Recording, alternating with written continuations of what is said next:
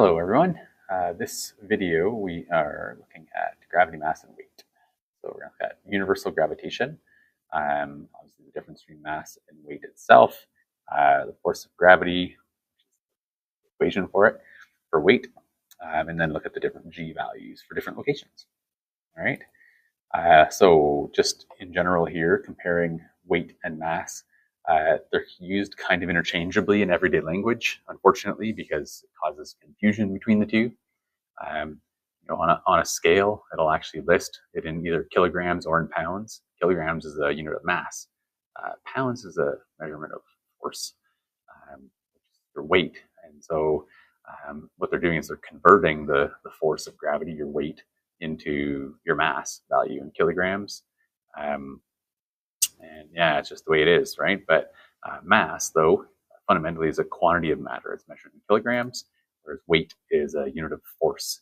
Weight is a force, so it's measured in newtons.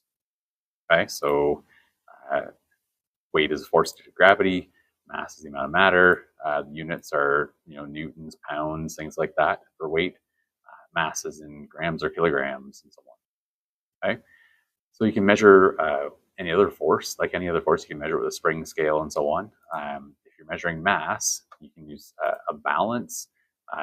You could basically use a spring as well with a conversion factor in it. But really, if you put 1 kilogram on, here, if you put 1 kilogram on the other side of a teeter-totter kind of thing, if you put 1 kilogram there and 1 kilogram there, then the balance is the same as mass. Obviously, really what we're doing anyways, though, is we're measuring the force of gravity on each. So we're kind of comparing forces anyways. Really, the way to get mass itself would be by inertia, right? Where you could put a known force on an unknown mass, measure its acceleration, in which case you could determine the mass itself. So we're actually I wasn't intending to really talk about this, but basically the difference between gravitational mass versus inertial mass. So versus gravitational mass.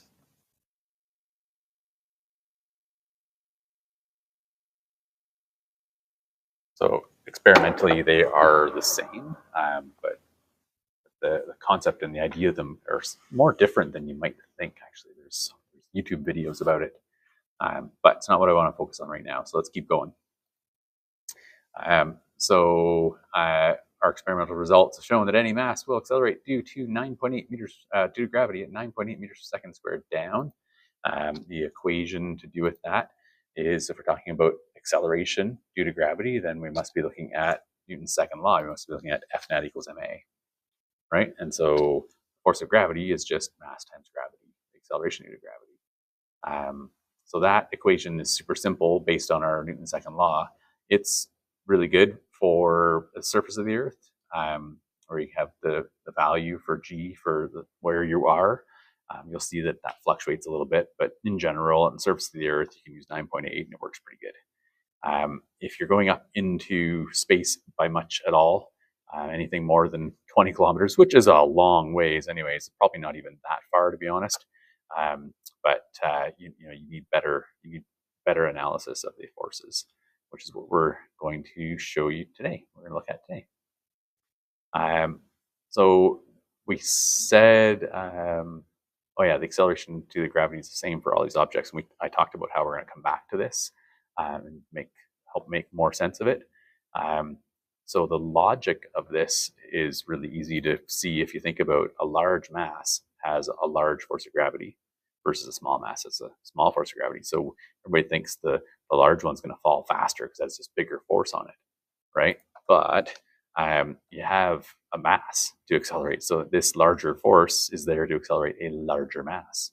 So if you're looking at a larger force and a larger mass, then you can basically end up, if this one's bigger and this is bigger, then this ends up being the same, right? So they're both larger always, essentially, right?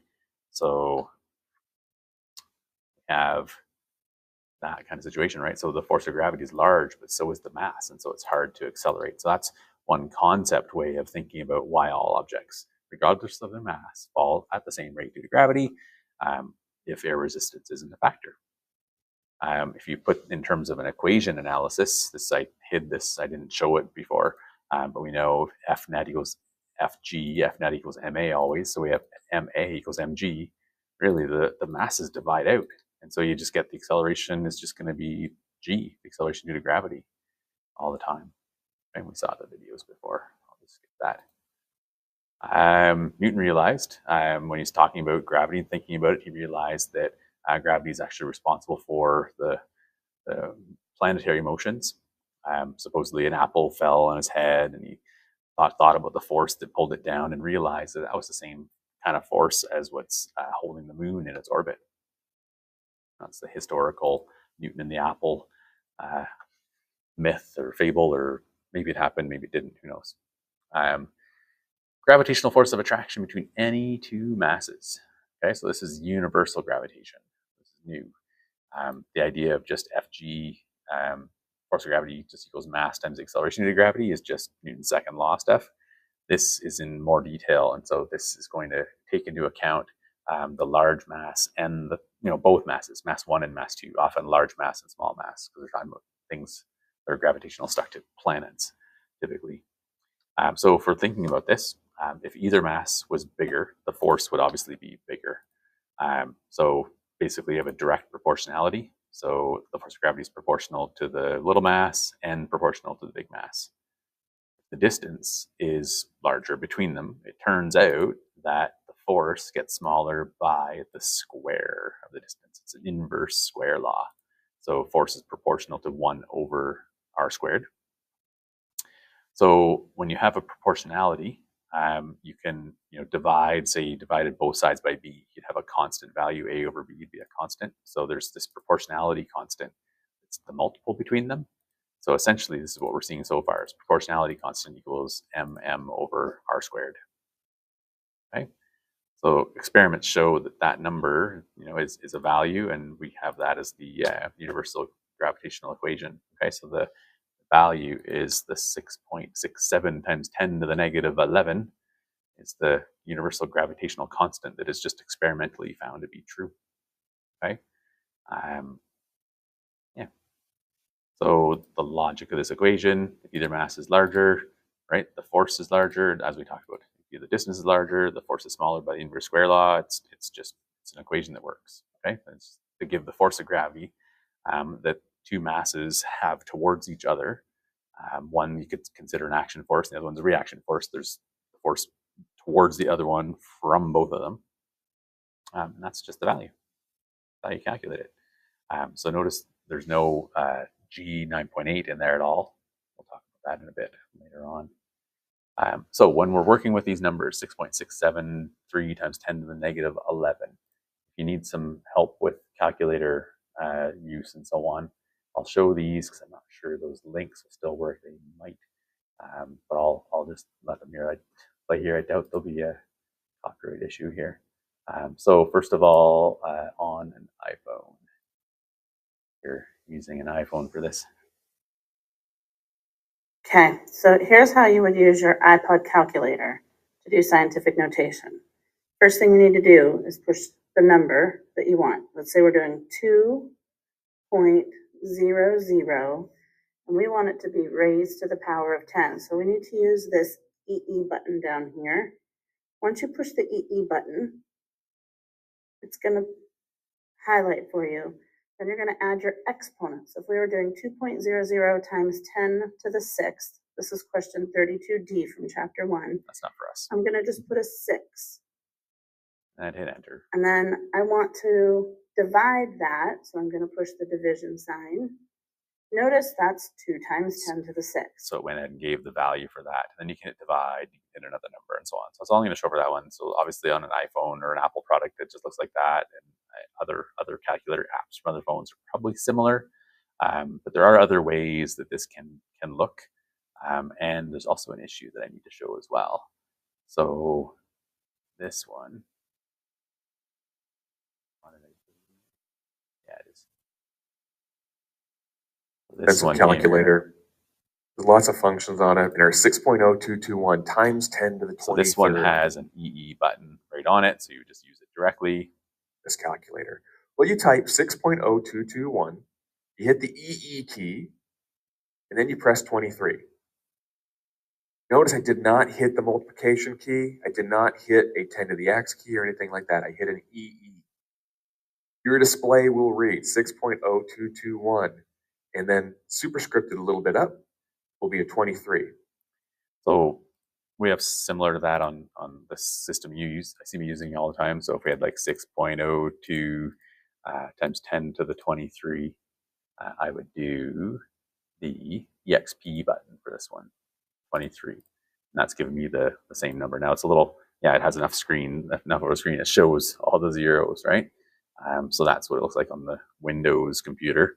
And then the one I want to show you as well, this end one here, the inverse function, it talks about why it's better to use the EE button instead of the times 10 to the power of, and it has to do with bed mass. So I'll just let that one go here.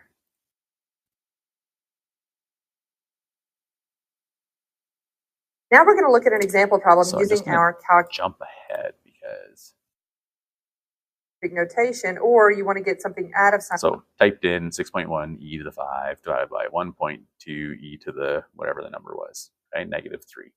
And got this answer, 5.08 times 10 to the 8. She rounded to 5.1. Okay. Watch what happens when notation. They use what you do is you use the second button again, and here where it has DRG, which stands for degree. Oh, she's talking about modes there. This calculator needed INV, just to show here, this EE button sort of hidden there. So you hit second, and then that button to access it. So watch for that if you have that kind of calculator. Some of the different settings to show things. But now I believe she's going to be doing 6.1, then times, and then 10, and then to the power of 5, and see what happens when you do a division process. If instead of using the EE button, I use times 10 to the 5th. Now for the numerator, it doesn't make a big deal. However, we're going to run into a problem with our denominator. I'm going to hit divide, 1.2 times 10 to the -3rd. Now, when I hit the equal sign, I get my answer. It's in scientific notation. Value. But note it's 5.1 times 10 to the 2nd, a very different answer than what I saw before. And the reason for that is because what really happened was the calculator took 6.1 times 10 to the 5th, divided by 1.2, and multiplied by 10 to the -3rd. Because BEDMAS just says order they appear, right? So we're doing this multiplication, and then it said to divide by this, and then it said to multiply by that. And that's just what calculators do. They just follow BEDMAS. So yeah, gotta watch for that. If you used brackets, that'd be okay. If you slapped a bracket around that and then divide by the 1.2 10 to the -3, you slap a bracket all the way around that, that would work. You see there are bracket options here. So that would work. So same idea as what she did there. I'll carry it out here as well. So 6.1. Let's do the first version here. So e to the 5, and then divide by 5.1. Oh, sorry. Back. 1.2. E to the -3. And then just enter. Just hit enter, and it gives you the big old times 10 to the 8 number. If I instead did the 6.1 and I did times 10 to the power of 5, and then I said divide by 1.2 times 10 to the power of -3. So it's going to do this times this, no problem. It's going to divide by this number, and then it's going to multiply by that. And it's going to give this wrong number here. Okay.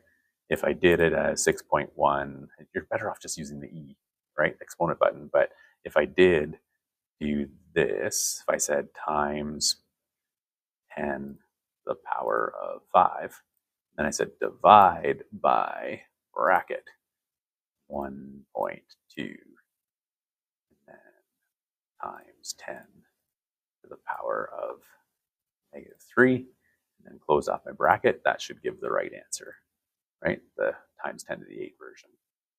Okay, so just be careful that you're doing something to watch out for with the way calculators work. Well, they do exactly what you told them to, right? And that's sometimes the problem if you're not careful about what you tell them. So working with universal gravitation. So if I gave you two masses, right? Dylan's mass and Silas's mass, and they're 1 meter apart. And so you plug numbers in and you calculate it all out and you get that answer. So on the calculator here, you would have your 6.673. I often just say 6.67 times 10 to the negative 11, but we'll say e to the 11 negative. And then we're supposed to multiply that onto 132 and multiply that onto 58.4. And then divide the whole thing by 1, which is nothing. So that doesn't do anything, I should say. And so just hit enter, and it's giving us this 5.0000 whatever 514 number. So let me just remind you of that. This number is what we would have had. Just sneak that in there. Equals.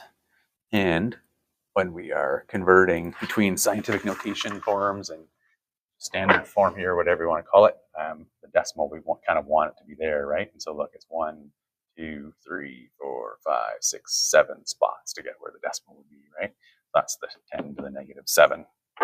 We did a lesson earlier in the year about scientific notation, but it's been a while, so hopefully that gets you back on track. Obviously, that force is very small, not noticeable in everyday life. So you don't notice the force of gravity between two humans standing 1 meter apart, obviously, because it's decimal 0.00000 in size, right?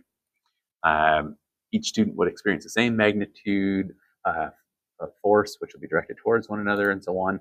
So yeah, there's an action force. This force would represent Dylan's force on Silas, and also the reaction force of Silas' force on Dylan, or vice versa, whoever's considered the action and reaction version of the pairs. All right. So don't say something like, that they cancel out and that's why you don't notice them or something. That's not true at all. You don't notice them because they're small. So calculate the weight of Silas. Let's go calculate the weight of Silas using GMM over R squared. So so just use 6.67 times 10 to the negative 11. Silas is the mass of the Earth, right? The mass of the Earth, and then Silas's mass, and so on. So it's GMM over R. So it's going to be the universal gravitation constant, the mass of the Earth, the mass of Silas, divided by the distance they are apart, which is the distance to the center of the Earth, which is why the radius is being used. And you just calculate the numbers out, and it spits out a number. Okay? So just use the calculator like I did a second ago, and it'll spit out 574 if you've done it right. If we were to compare that to FG equals mg, right, it would just be the 58.4 times 9.8. It gives us a value of 570. Well, 9.8 is actually an estimate, right? And so if you used a more accurate estimate here, you'd get closer to that 574 number. Okay, so this is more accurate because we're going to 3 decimal places. 2 decimal, well, 3 or 4 significant digits at least, whereas this only has 2. So it's just a rounding difference between the two. No fundamental concept difference at all. So since these are equivalent, we could say FG equals FG, right? And so mg equals GM over R squared.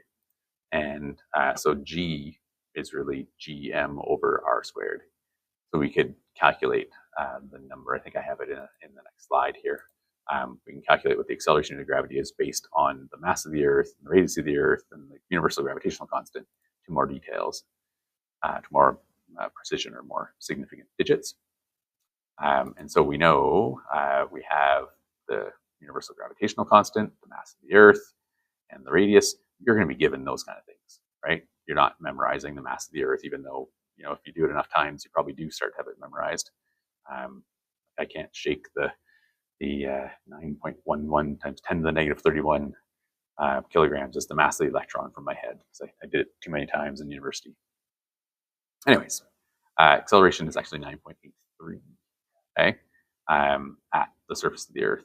And then notice if we went back and did, the next slide here, we went back and did the recalculation of the force of gravity, based on mg, gives it that 574 like we had, right? At a distance of about 20 kilometers up, well, we have bigger distance, right? Between, you got the radius of the Earth. The radius of the Earth was used in the first one because you have the Earth, and then you have the mass of, that's the Earth, and its center mass is there, and then you've got Silas right here, and his center mass is there, and so the distance between is just the radius of the Earth, right? That's the distance between the centers of masses. Now you're like 20 kilometers up, right? So if you go 20 kilometers up, you're obviously going to have that extra distance, not to scale there, but I mean, it is still significant. So it ends up being only 9.77, okay? So that's enough of a difference that you really shouldn't use 9.8 at that location. And if anything, even 9.83 is better, obviously, right? But that's really still only true near the Earth's surface. Yeah, we did that already. All right, so calculating the gravitational value, the acceleration due to gravity on other planets. I mentioned that we would do that a while back. So if we look at Pluto, Pluto has a mass and a radius that's given. If you're given those values, you should be able to calculate those things. Okay, so you can always just take your FG. If you just remember FG equals GMM over R squared. Sorry. M over R squared. And you just think, okay, well, we're just basically just getting the mass, the one mass divided out, right? So yeah, this is your, then you end up with like FG equals mg, right? I wouldn't think of GM over R squared as another equation to memorize if you're having to memorize equations. Anyways, so it gives us 0.063. So much, much, much smaller acceleration due to gravity on Pluto, because it's just a tiny little